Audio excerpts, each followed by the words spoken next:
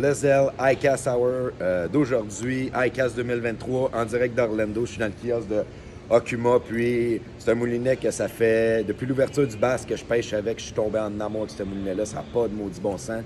C'est soft au bout. Le drag, là, la constance du drag, ça n'a pas de bon sens. C'est vraiment un drag. Si on pogne, on a fait une journée, on a pogné 3 bagues de 25 livres à ce moment ou presque, là. J'exagère tout le temps un petit peu. Mais le drag est tellement constant, toutes des 5 livres ou presque, des 4,75.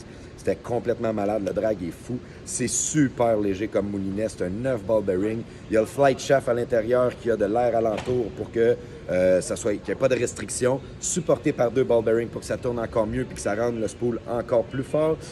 Il y a le main gear, donc le cœur du moulinet, autrement dit, ici. Là, il est un 7 mm, il est beaucoup plus gros que la moyenne des moulinets, ce qui fait de lui un tank. Les dents sont plus grosses dessus aussi, donc c'est presque indestructible. Le frein, c'est 18 livres de pression de drag, c'est extrêmement fort. C'est un screw-in handle, donc ça, on va retrouver ça surtout tout le temps dur à défaire quand que les gens l'ont serré beaucoup.